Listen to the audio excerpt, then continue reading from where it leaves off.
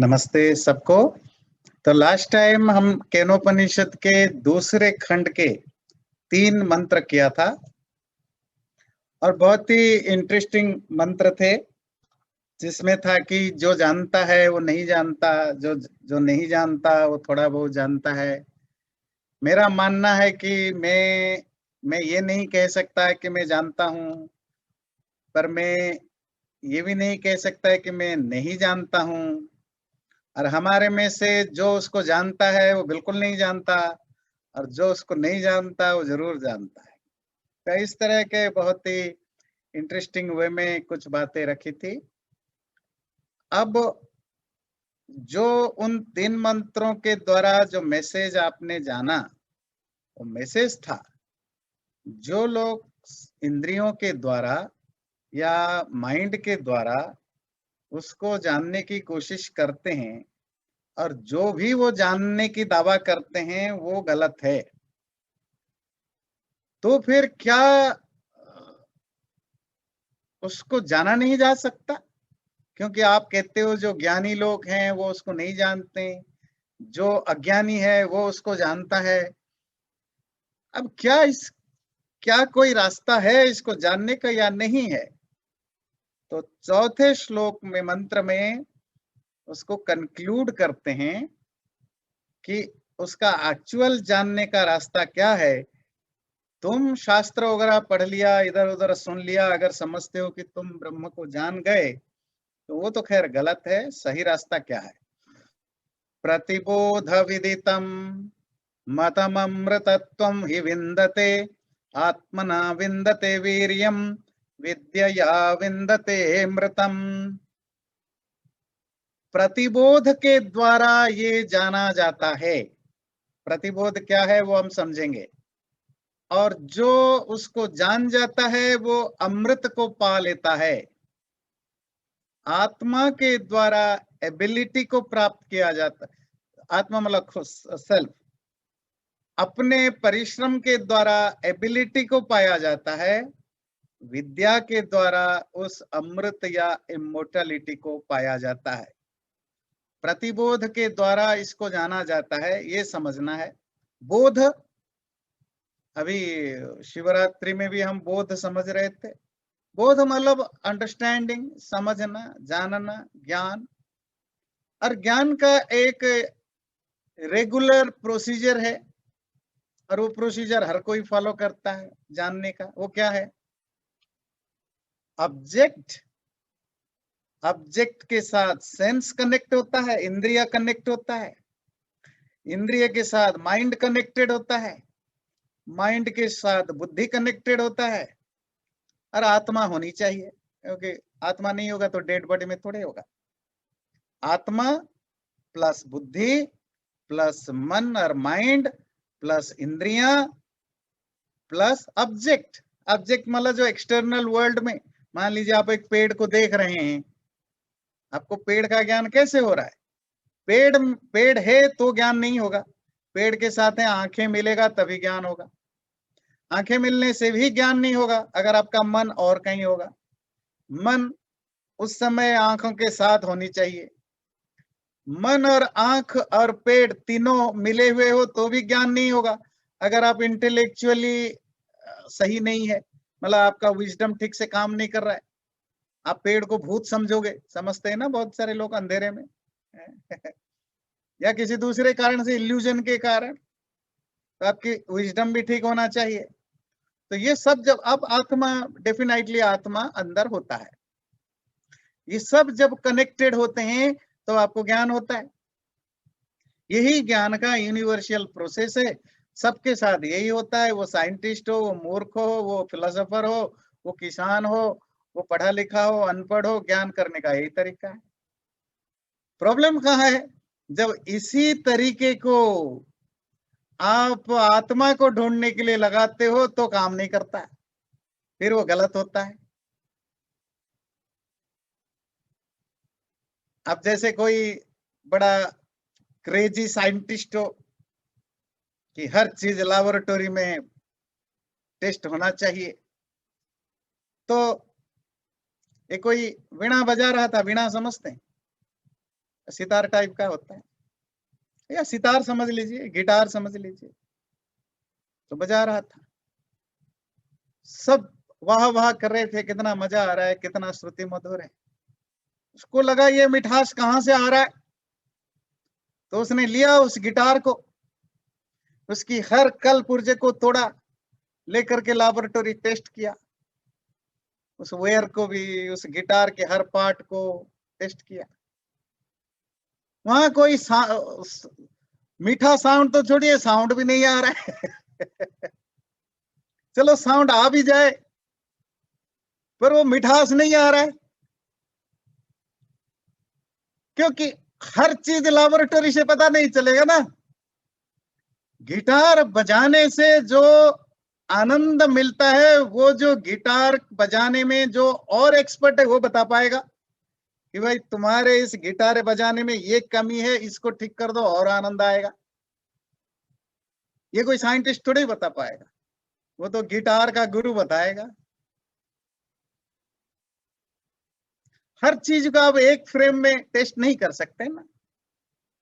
लाखों सालों से जो एक रेगुलर सोसाइटी में जो डिबेट होता है, पार्टियों में हो, बैठक में हो, नॉर्मल बातचीत में हो, ईश्वर कहाँ है तो क्यों नहीं दिखाई देता, ईश्वर क्यों नहीं मिलता, ईश्वर होने का प्रूफ क्या है, ये क्यों होता है? क्योंकि हम ईश्वर को उसी लैबोरेटरी में टेस्टेड करना चाहते हैं जिस लैबोरेटरी में ईंट पत्थर की टेस्टिंग होती है, हवा पानी की टेस्टिंग होती है।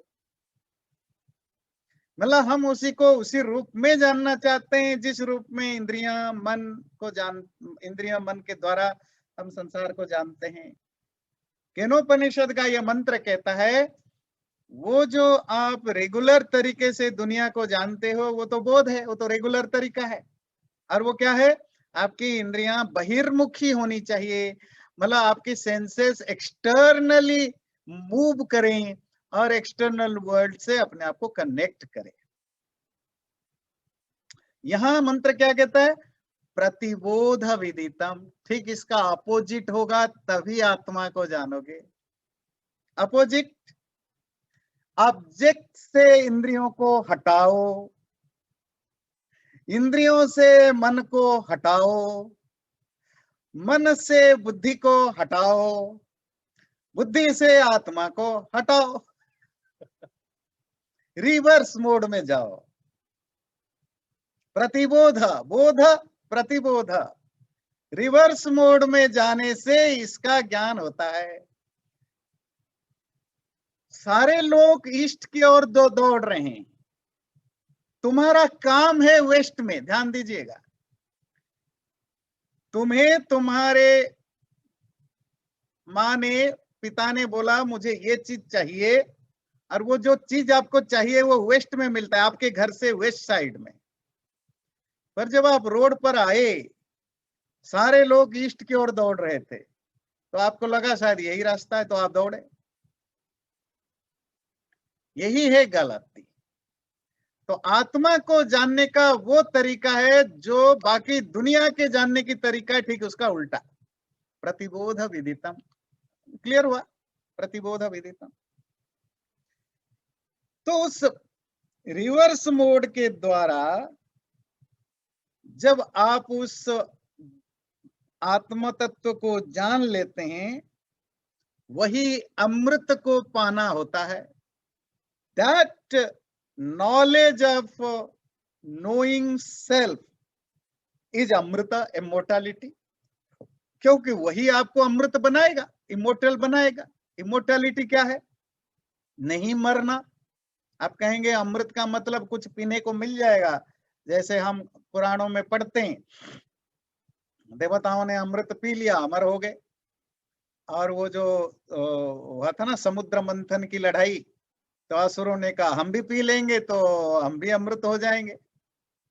बस उस टाइप का अमृत नहीं, ये तो माइथोलॉजी है, ये सब तो काल्पनिक इमेजिनरी कहानियों में आपको मिलेगा।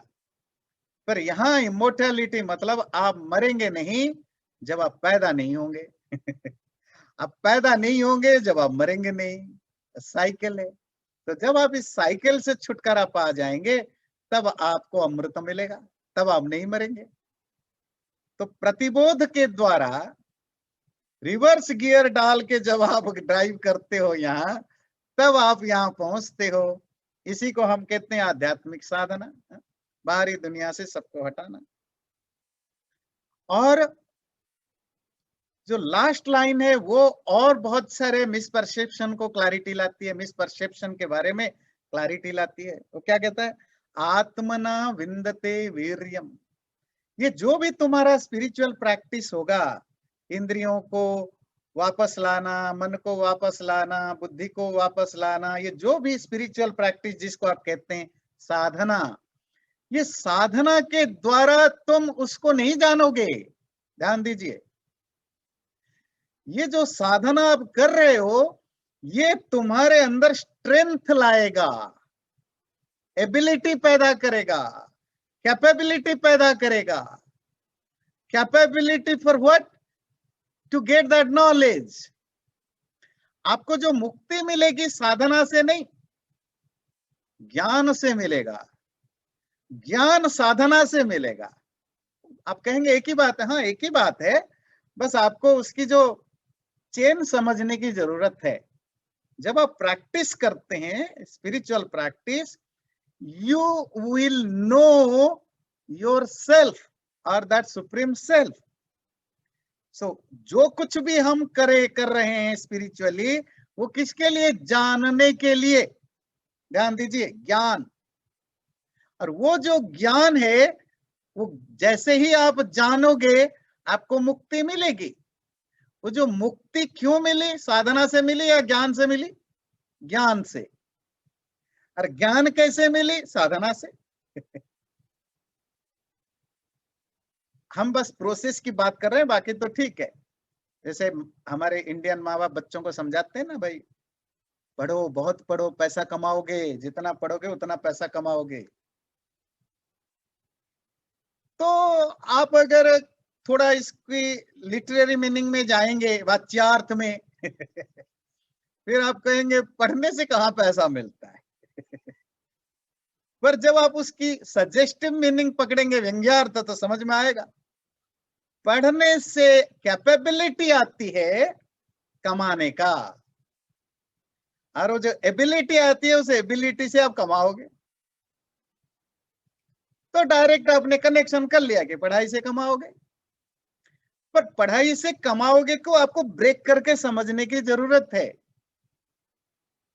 साधना से मुक्ति मिलती है को वाक्य गलत नहीं है, पर इसको ब्रेक करके समझने की जरूरत है। क्या? साधना से वीर्य की प्राप्ति होगी। आत्मना विंदते वीर्यम। You will get that ability through yourself. Yourself मतलब आपकी अपनी प्रैक्टिस से जो आप साधना करते हैं। और जो एबिलिटी, कैपेबिलिटी आपको मिल जाए, वो कैपेबिलिटी से आप किस चीज की एबिलिटी आपको मिलेगा? ज्ञान की। और जब आपको वो रियलाइजेशन हो गया, वो रियलाइजेशन आपको अमृत की ओर ले जाएगा। अगला मंत्र है, इह चेदवेदिदथ सत्यमस्ति न चेदिहा वेदिन महति विनष्टिः भूतेषु भूतेषु विचिन्त्य धीराः प्रीत्यास्मल्लोकादमृता भवन्ति। ये जो लास्ट मंत्र है ये वार्निंग है। जानने का तरीका, गलत तरीका बता दिया, जानने का सही तरीका भी बता दिया। अब ये मंत्र बता रहा है अगर तुमने जाना नहीं, आज इसी जन्म में नहीं जाना, तो बर्बाद हो जाओगे। क्यों? क्योंकि जितना तुम ज्यादा टाइम लगाओगे उतना तुम्हारा cycle of birth and life चलता रहेगा, और तुम्हें पता नहीं मरने के बाद तुम कौन सा जन्म मिलेगा। कोई गारंटी तो नहीं कि मनुष्य जन्म मिलेगा, चलो थोड़ा बहुत कष्ट उठा लेंगे, मजे तो आएगा। क्या पता है कि कुत्ता, बिल्ली, ये नेवला, सांप, गधा कुछ भी बन सकता है। और मनुष्य जन्म मिला भी, क्या पता कि कितने कष्ट से गुजरोगे। और एक जन्म मिल गया, फिर दूसरे जन्म की फिर तैयारी शुरू हो गई। अगर तुम अभी से स्टार्ट कर दो, चलो 5% किया, 100 नहीं किया, 5% किया, तो अगले जन्म में 6% से शुरू करोगे। अगर तुम्हारा अभी भी अकाउंट जीरो है, अगले जन्म में भी जीरो रहेगा। तो जन्म जन्मांतर तक तुम परेशान रहते रहोगे, कभी इस दुख यंत्रणा के से छुटकारा नहीं पा सकते। मंत्र कह रहा है, यह चेत अवेदित अथ सत्यमस्ति। यह मतलब हियर इन दिस लाइफ, यहां इसी जीवन में अगर तुमने जान लिया तो सत्यमस्ति, बढ़िया है, no problem, everything is fine. न चेत यह अवेदित, अगर यहां पर नहीं जाना, महती विनष्टि, बहुत बड़ी कैलेमिटी, डिजास्टर होगा तुम्हारे लाइफ में। भूतेषु भूतेषु विचिन्त्य धीरा, जो स्मार्ट लोग हैं, जो ज्ञानी लोग हैं, वो सभी प्राणियों में, सभी क्रिएचर में उसको ठीक ठीक करके, जान जान करके, समझ समझ करके, इस लोक से, इस संसार से, इस जीवन से अलग होकर के उस अमृतत्व को पा जाते हैं, इमोर्टैलिटी को पा जाते हैं। यह चेत अवेदित अथ सत्यमस्ति, नो चेत महती विनष्टि। बहुत स्ट्रांग वर्ड है। अगर इसी जन्म में समझ गया तो बहुत बढ़िया, नहीं समझा बड़ी बर्बादी है, बड़ी बर्बादी। फिर अगले जन्म में फिर आप कहोगे चलो छूट गया, अगले जन्म में स्टार्ट करेंगे। अगले जन्म में स्टार्ट करने के लिए मौका मिले तब ना। अगर गधा बना, उल्लू बना, कुत्ता बना, चिकन बना, बीफ बना, और अगर इंसान बन भी गया, किसी झोपड़पट्टी में पैदा हुआ, किसी अरब में पैदा हुआ, कहीं ऐसी जगह पैदा हुआ, कैसे सुधरोगे? क्या कहाँ अगलाओगे? पता नहीं कितने जन्म बीत जाएगा। तो आप कहोगे फिर तो हम तो जिनका एज हो गया है थोड़ा ज्यादा, वो कहेंगे आप तो हमें डरा रहे हो। नहीं, इसका भी रास्ता कृष्ण बता रहे हैं ना गीता में, कि तुम्हारा कोई भी काम बर्बाद नहीं होगा। अब जितना भी 2 साल है, 5 साल है, 20 साल है, 50 साल है, जो भी है उसमें लग जाओ, कुछ करो। मुझे याद है, मैं 6-7 महीने के लिए कोलकाता में काम करने के लिए गया था, संस्कृत प्रचार। तो एक हम ये 10 दिन का संस्कृत, स्पोकन संस्कृत कैंप लगाते थे। तो वहाँ हर ग्रुप के लोग आते थे, मतलब स्कूल गोइंग बच्चे भी थे, कॉलेज गोइंग बच्चे भी थे, जॉब करने वाले भी थे, बहुत बुजुर्ग लोग भी थे। तो उसमें एक रिटायर्ड कॉलेज प्रिंसिपल थे, जो कॉलेज से रिटायर्ड हैं, और वो ऑलमोस्ट 91 ईयर्स ओल्ड थे, बंगाली थे, पर ठीक थे, बहुत हेल्दी थे, आना जाना पढ़ना, उनका इंटेलेक्चुअली भी बिल्कुल तंदुरुस्त थे, बढ़िया थे। तो भी क्लास में आते थे। तो ये जो जो छोटे लड़के थे ना, कॉलेज गोइंग लड़के थे, तो वो उनको पूछते थे बार बार, मतलब उनको ये डाइजेस्ट नहीं होता था कि इस एज में ये व्यक्ति संस्कृत क्यों सीख रहा है। चलो हम तो सीख रहे हैं, कहीं ना कहीं काम आ जाएगा, कुछ होगा, ये क्यों सीख रहे हैं, आज नहीं कल मरेंगे, है ना। अब 92 3 ईयर्स ओल्ड हैं, कितने दिन जिएंगे, ये क्यों सीख रहे हैं। तो उनको एक दिन उन्होंने पूछ लिया किसी ने क्लास में ही, कि आप क्यों सीखना चाहते हो इस एज में। उन्होंने बड़ी अच्छी बात बताई। वैसे तो हम शास्त्र की दृष्टि से बताते हैं, पर मैं एक जेन्युइन, एक रियल व्यक्ति के एक बात आपको शेयर करना चाहता हूँ। तो उन्होंने बताया, देखो मेरी बचपन से इच्छा थी संस्कृत सीखने की, पर हाई स्कूल में थोड़ा बहुत पढ़ा, बाद में वो घर में प्रेशर था तो मैं साइंस पढ़ लिया, फिर बाद में लेक्चरर लग गए साइंस के, फिर प्रिंसिपल बन गए। तो लाइफ में जंजाल में इतना बिजी हो गए, तो फिर कभी मौका नहीं मिला। और जबकि तब भी मेरी इंटरेस्ट थी सीखने की, पर मुझे ऐसा कोई पब्लिक प्लेटफॉर्म या कोई प्राइवेट में कोई सिखाए, ऐसा कोई मेरे सामने अपॉर्चुनिटी नहीं थी। अब ये 92 इयर्स ओल्ड में मेरे लिए एक ओपन प्लेटफॉर्म मिला जहां मैं जाकर सीख सकता हूं, तो मुझे लगा मैं इस अपॉर्चुनिटी को क्यों छोड़ूं। मुझे पता है ये मेरे काम में नहीं आएगा क्योंकि मैं अब कितने दिन जीऊंगा, पर अगर मैं यही सोच के नहीं सीखता, मैं बचपन से सीखना चाहता था, पूरा 90 इयर्स मेरे बर्बाद हो गए, मैं सीख नहीं पाया। अगर मैं सोचूंगा चलो अब तो 2 4 5 साल बचा है, क्यों सीखूं, अगले जन्म में भी पता नहीं क्या होगा, तो मैं सोचता हूं अभी से सीखूं, तो अगर मर भी जाऊं तो अगले जन्म में जहां से छोड़ा वहीं से शुरू होगा। कोई ऐसा ऐसा घर में पैदा होऊंगा, ऐसा माहौल में पैदा होऊंगा जहां संस्कृत सीखने का कोई एटमॉस्फेयर होगा और मेरी शुरुआत वहीं से होगी। तो मैं तो अगले जन्म की तैयारी के लिए सीख रहा हूँ, और वो सब लोग वहां जो भी थे उनको इतना हार्ट टचिंग लगा। It's very very thing. तो और ये जो उन्होंने कहा वो अपने अपने रियलिटी बताया, पर सेम चीज आप गीता में पढ़ते हैं। वो अर्जुन पूछते हैं ना कि आप तो कह रहे हो ये छोड़ दो, ये सब छोड़ो और इधर आओ, अगर ये मेरी इसमें अगर मेरी कोई अचीवमेंट नहीं हुई और मैं फेल हो गया, बीच में छोड़ दिया, तो मैं तो दोनों तरफ से बर्बाद हो जाऊंगा, ना मुझे सांसारिक सुख मिलेगा ना या आध्यात्मिक। तो कृष्ण ने क्या कहा, ऐसा नहीं है, कोई भी काम का फल बेकार नहीं जाता है। तो वो कहते हैं जहां से छोड़ोगे वहां वहां से पकड़ोगे। वो बोला कैसे, बोले क्या होगा ना, तुम ऐसे घरों में पैदा होगे, कोई ज्ञानी बुद्धिमान धनी ऐसे अच्छे परिवार में पैदा होगे जहां इस तरह का माहौल होगा। ये माहौल मिलना ये आपका प्रारब्ध होता है ना। जिनके पास ये प्रारब्ध नहीं है उनको अलग से एक्स्ट्रा एफर्ट्स करके क्रिएट करना पड़ता है। बिल्कुल वैसा ही किसी धनी घर का बच्चा, उसको अगर कोई अपना बिजनेस करना है, कुछ करना है, उसके पास ऑलरेडी कैपिटल है, और आपको नया कैपिटल, एक एक रुपए का कैपिटल इकट्ठा करना पड़ेगा। अगर आपके फैमिली में पैसा नहीं है तो है ना, आपको क्रियमाण कर्म से कैपिटल इकट्ठा करना पड़ेगा, उसको प्रारब्ध से कैपिटल मिला हुआ है।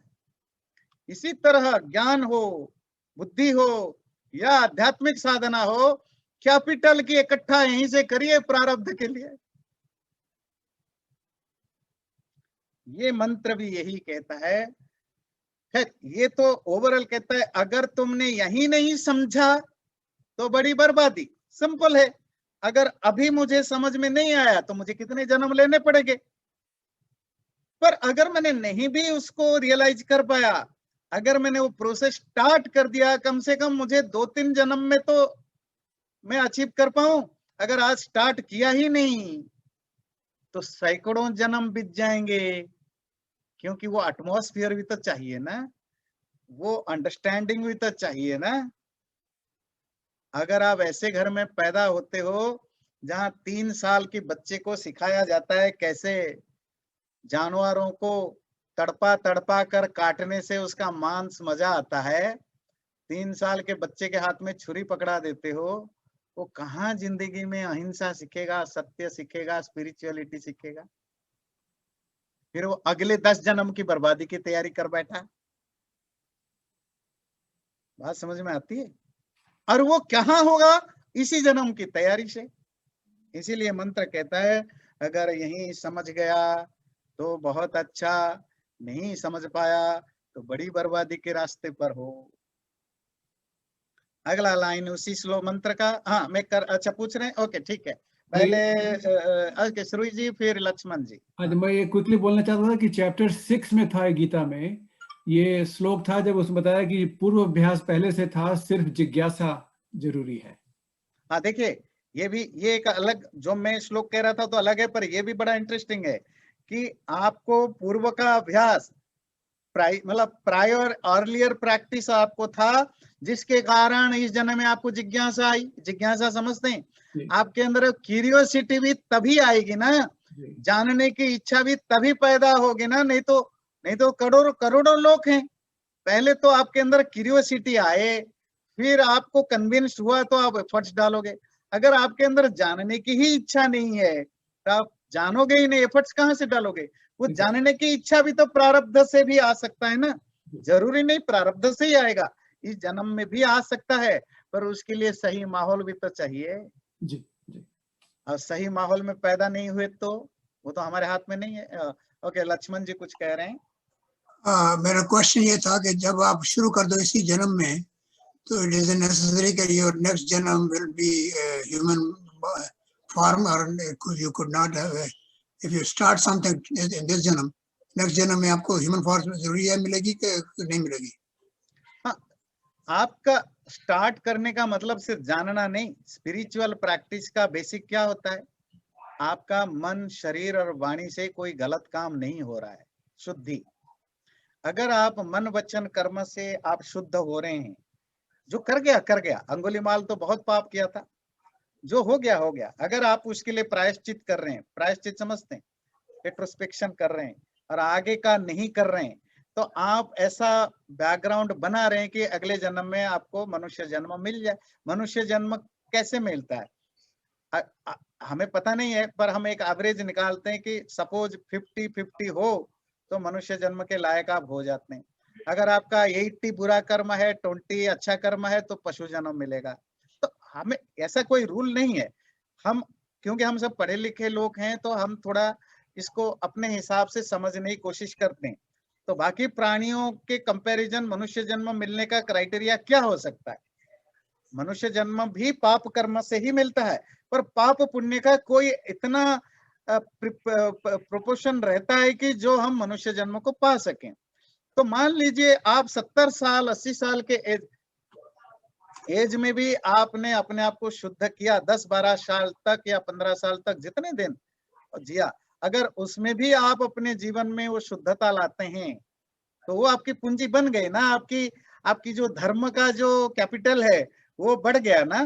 तो डेफिनेटली, अच्छा चलिए हम सपोज मान के चलते हैं कि इतना करने के बावजूद भी मनुष्य जन्म लायक मेरा वो अकाउंट में उतने धर्म नहीं बने कि मैं मनुष्य जन्म पा सकूं, अभी भी कम है, 2% 4% कम है, ठीक है, तब भी फायदे में आप रहेंगे। क्यों?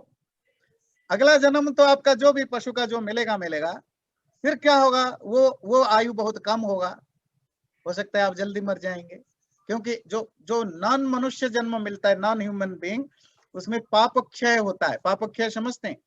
मतलब आपकी जो पाप, जो बुरा, जो बैड कर्म है, वो नॉन ह्यूमन बीइंग के लाइफ का मतलब वो आप भोग रहे होते हैं, जो बुरे कर्मों का फल आप भोग रहे होते हैं। मान लीजिए मेरा सपोज करे, इसको सच मान के मत चलिए, कि मेरा 70 बुरा और 30 अच्छा कर्म था, ठीक है, और प्रोपोर्शन के हिसाब से मुझे कोई पशु का जन्म मिला। सपोज जब पशु का जन्म मिला, जो भी 5 साल 10 साल 20 साल पशु के रूप में मैंने जिया, वो मेरे पापों को कम करेगा। वो जो 70% पाप था, वो हो सकता है 20%, 30%, 40% कम हो जाएगा। आपकी जो अकाउंट में से वो पाप कम हो रहा है, पर जो पुण्य वाला पार्ट है वो खर्च नहीं हो रहा है, क्योंकि आपको कष्ट वाला जन्म मिला है, आपको बहुत दुख भोगना पड़ रहा है, तो पुण्य तो यूज नहीं हो रहा है, पुण्य सेव रहा, पाप खत्म हो रहा है। तो जैसे ही उसमें बराबरी आ जाएगी, मतलब मनुष्य जन्म के लिए जो प्रोपोर्शन चाहिए, जैसे ही पाप और पुण्य का वो प्रोपोर्शन आ गया, तो आप नेक्स्ट जन्म में फिर मनुष्य जन्म मिलेगा। फिर मनुष्य जन्म में आप एफर्ट्स कर सकते हो, पशु जन्म में तो आप एफर्ट्स नहीं कर सकते हो ना। फिर उसमें अगर आपने एफर्ट्स किया, फिर आपका लाइफ धीरे धीरे बेटर होता जाएगा। अगर उसको भी मिस कर गए फिर तो गया। यही कह रहे हैं, क्या पता कि यही जन्म तुम्हारे अगले जन्म की तैयारी हो और तुम मिस कर गए because of your non understanding. तो इसीलिए उपनिषद कहता है आज अभी से अपनी तैयारी कर लो, नहीं तो कितने जन्मों की बर्बादी। आपकी बर्बादी का मतलब यहाँ डिजास्टर का मतलब अगले जन्म की जो है वो आपके हाथ से बाहर हो जाएगा। अगला लाइन लेते हैं, भूतेषु भूतेषु विचिन्त्य धीरा प्रेत्य अस्मात् लोकात् अमृता भवन्ति।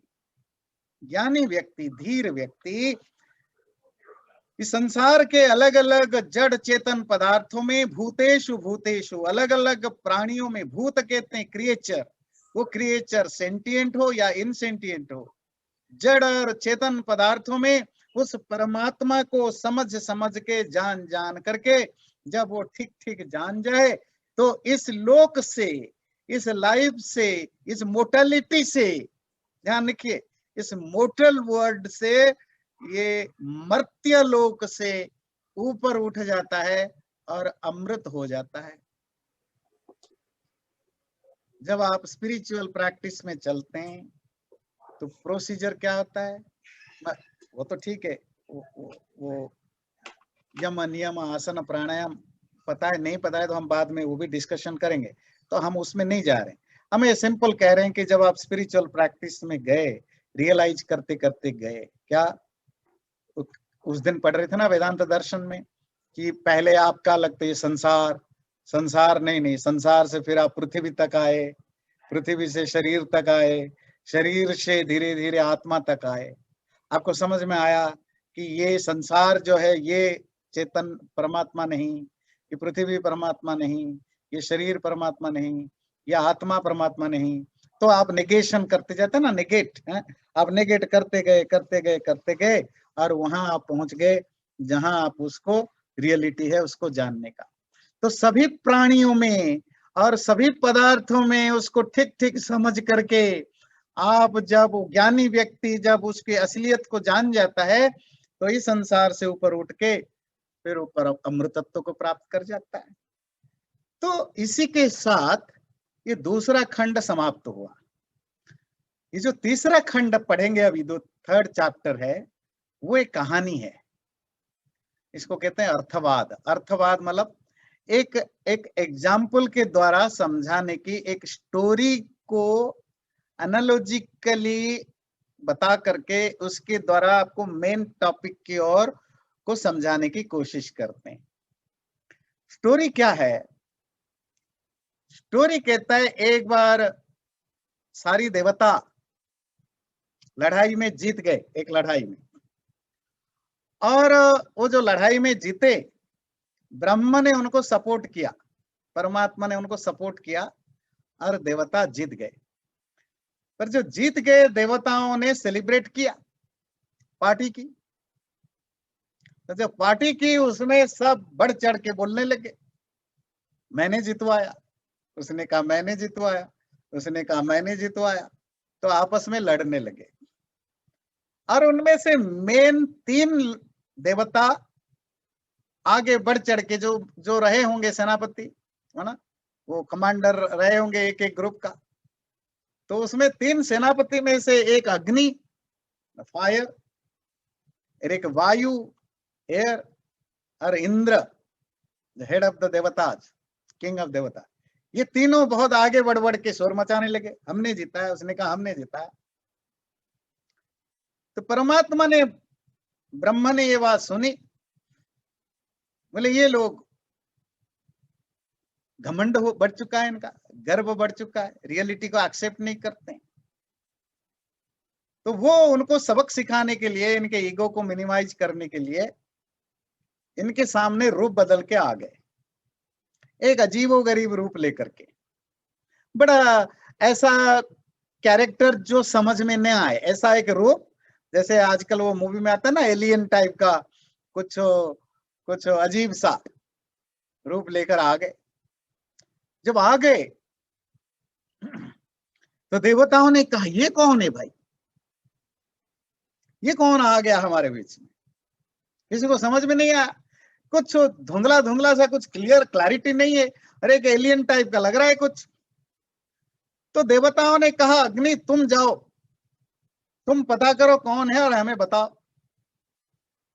तो अग्नि गया अकड़ के, अरे कमांडर इन चीफ है, लड़ाई कितनी जीती है। तो जब गया, उसके बोलने से पहले ही वो जो अजीब व्यक्ति था, जो अजीब समझते, जो वंडरफुल व्यक्ति था, उसने पूछा तुम कौन हो? अग्नि अकड़ के बोला नहीं जानते हो मैं कौन हूं?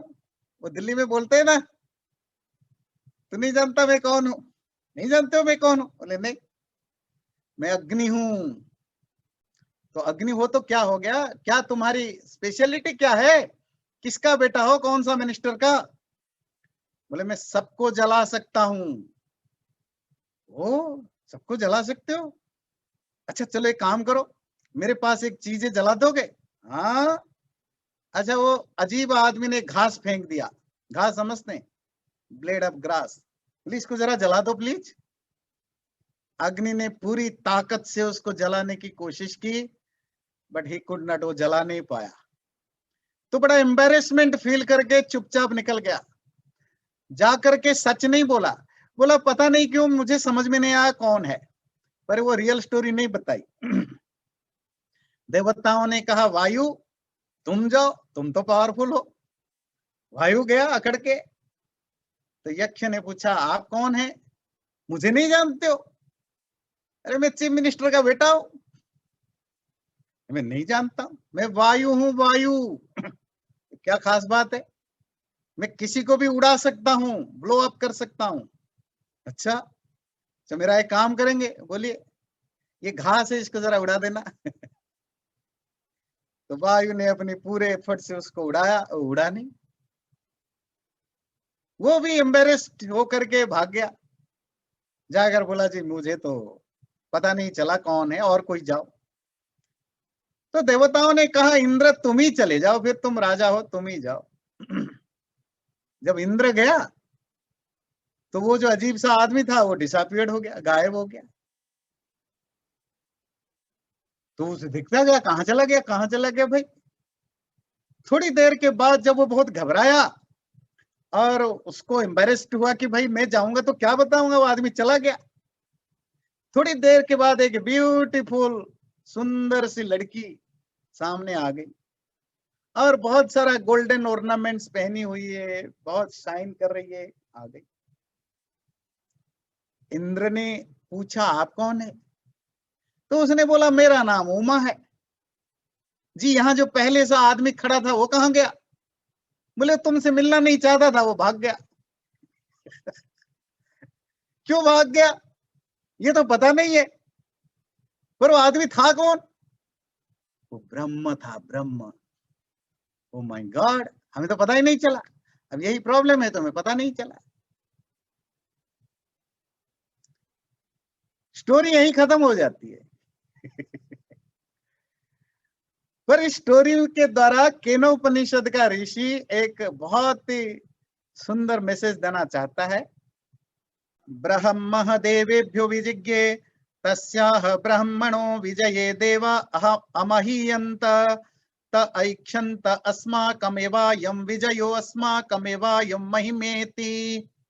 परमात्मा ने देवताओं के लिए विजय लिया, पर उस ब्रह्म के विजय में, परमात्मा के विजय में देवता लोग अमहीयंत, देवता लोग अपने आप को प्राउड फील करने लगे। उनको लगा मैंने किया। और त ऐक्षंत, ते ऐक्षंत, और उन लोगों ने ऐसा फील किया, ऐसा सोचा, अस्माकमेव अयम विजय, ये जो जीत हुई है ये हमारी जीत हुई है। अस्माकमेव अयम महिमा, ये हमारी ग्लोरी है, हमारा ग्रेटनेस है, जिसके कारण हम जीते हैं। पहले इतना ही मंत्र को लेते हैं। दुनिया में ह्यूमन नेचर है, इसमें दो तीन चीजें समझेंगे। ह्यूमन नेचर, देवता, ब्रह्म तो आप जानते हैं, बाकी क्लैरिटी आएगी। ह्यूमन नेचर क्या है कि जीत सब मेरी, हार सब तुम्हारी ना। जहां सक्सेस मिला मेरे मेहनत से, जहां फेल हुआ वो गलत है, वो गलत है, वो गलत है, सब गलत है, मैं तो सही था। इवन कोई आपको सपोर्ट करे सक्सेस कराने के लिए, तो भी ज्यादातर हम क्रेडिट उसको नहीं देते हैं, हम अपने ऊपर ले लेते हैं। ये ह्यूमन नेचर है। देवता कौन है? देवता का अर्थ है देवो दानात् वा दीपनात् वा द्युस्थानो भवतीति वा, जो हमारे लाइफ में कुछ कंट्रीब्यूट करता है, दान करता है। दीपनाथ जो प्रकाशित होता है, जो शाइन करता है। द्योतनाथ जो हमें प्रकाशित कराता है, who makes us shine. Stars भी, सन भी, सूरज, नक्षत्र, इनको भी देवता कहते हैं। हवा, पेड़ पौधे, पानी, माँ बाप, पहाड़, नदी, झरना, ये सब देवता हैं। क्यों? ये आपके लाइफ में कंट्रीब्यूट करते हैं। इंद्रियों को भी देवता कहा जाता है।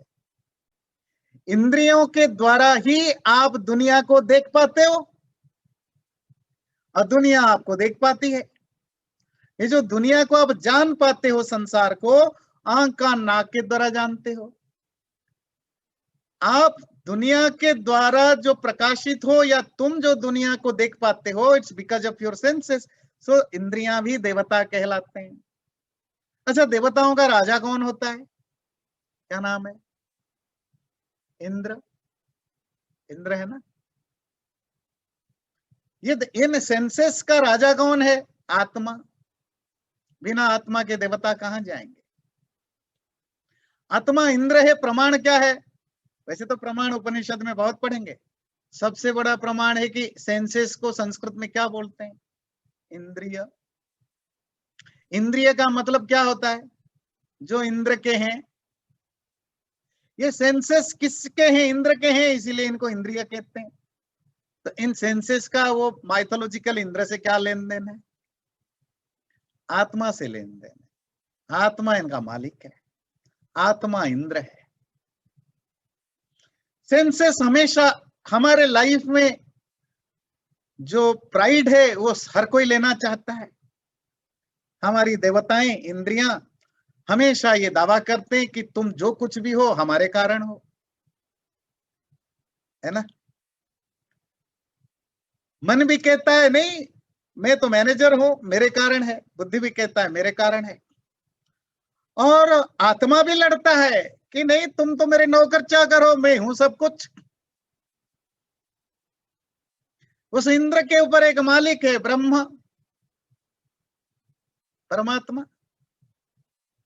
परमात्मा कहता है कि स्वर्ग में मैंने तुम्हें बैठाया, राजा बनाया, और तू अकड़ने लग गया कि मैं ही सब कुछ हूं। तेरी शक्ति तो मेरे से आती है। तेरी जो इंद्रियां हमने दे रखा है, ये तुमने थोड़े ही पैदा किया, ये तो हमने तुम्हें दिया, यूज करो। तू अकड़ने लग जाए कि मैं ही इनका मालिक हूं। अरे ये इंद्रियां 2 टके के, तुम क्यों अकड़ते हो भाई? किस काम के? तुम तो नौकर चाकर हो।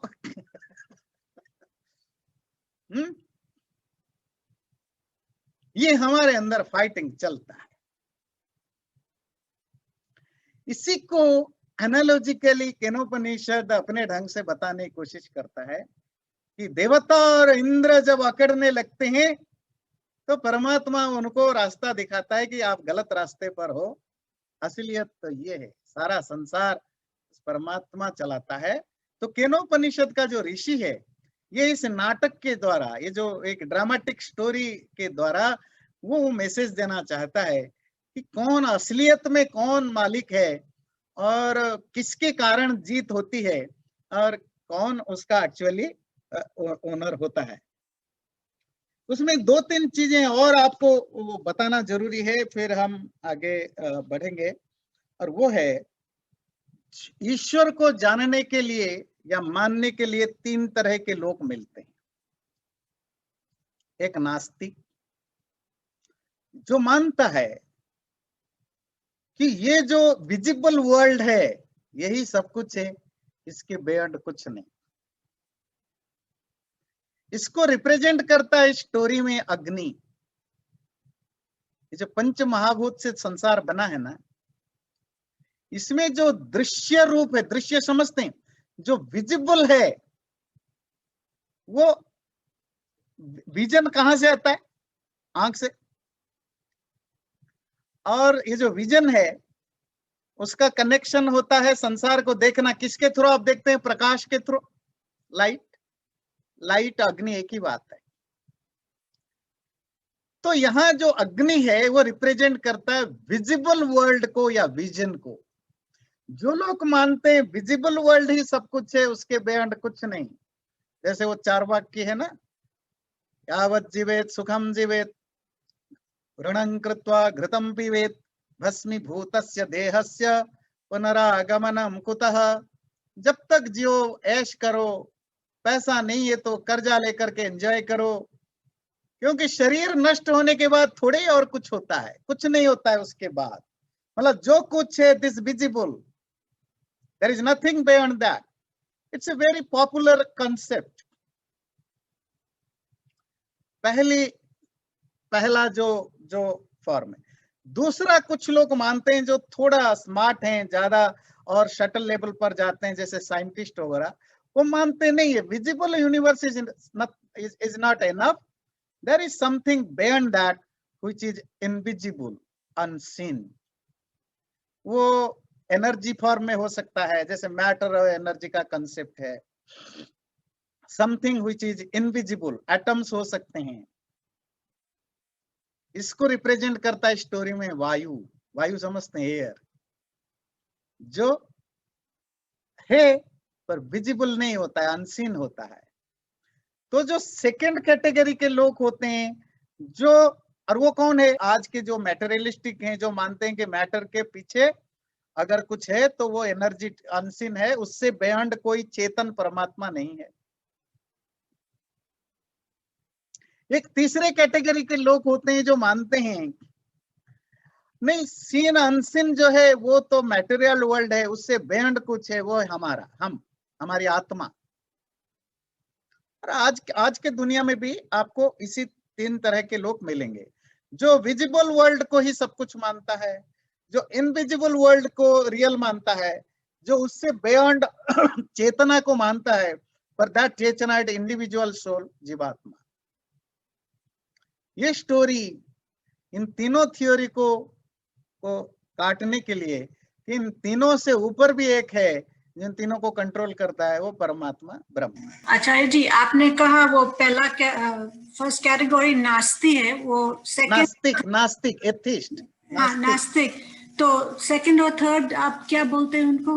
वैसे देखिए, हमारे यहाँ नास्तिक शब्द तो नहीं है। एक होता है चारवाक थ्योरी, जो मैं अगर इंडियन कॉन्टेक्स्ट में बोलूं, एक चारवाक दर्शन जो आजकल के मॉडर्न नास्तिक से मिलता जुलता है, जो सिर्फ मानता है कि जो यही लाइफ सब कुछ है, इसके बाद कुछ नहीं बचा है। जैसे हमारे यंगस्टर्स भी होते हैं, है ना, जो मानते हैं यही जीवन है, उसके बाद कुछ भी नहीं है। तो सेकेंड कैटेगरी, अच्छा वो फर्स्ट कैटेगरी जिसको भारतीय कॉन्टेक्स्ट में चारवाक फिलॉसफी रिप्रेजेंट करता है। तो सेकेंड कैटेगरी के लोग होते हैं जो मानते नहीं ये विजिबल वर्ल्ड के बियॉन्ड भी कुछ होता है, that is invisible, may be in matter form और something, but still it is not चेतना, there is nothing to believe as consciousness। जैसे कि अगर इंडियन कॉन्टेक्स्ट में देखे, वो बौद्ध दर्शन जो है वो चेतना को नहीं मानता, वो आत्मा परमात्मा को नहीं मानता। वो आत्मा के रूप में जिसको मानता है वो भी एक तरह का material form, transformation of matter को मानता है। जो तीसरी कैटेगरी के लोग होते हैं जो मैटर के किसी भी फॉर्म को ही एब्सोल्यूट नहीं मानते, उसके बियॉन्ड एक कॉन्शियस चेतन तत्व को मानते हैं, और वो चेतन तत्व आत्मा, इंडिविजुअल सोल को मानते हैं, उसके बियॉन्ड वो किसी को नहीं मानते। इंडियन कॉन्टेक्स्ट में जैन दर्शन जो है वो जीवात्मा को ही एब्सोल्यूट मानता है, उसके बियॉन्ड वो परमात्मा की एग्जिस्टेंस को नहीं मानता। ठीक है, उसके बियॉन्ड जो हमारा हिंदू वैदिक दर्शन है वो परमात्मा या ब्रह्म की एग्जिस्टेंस को मानता है। चैनल को सब्सक्राइब जरूर करें और वीडियो अच्छा लगे लाइक भी जरूर करें।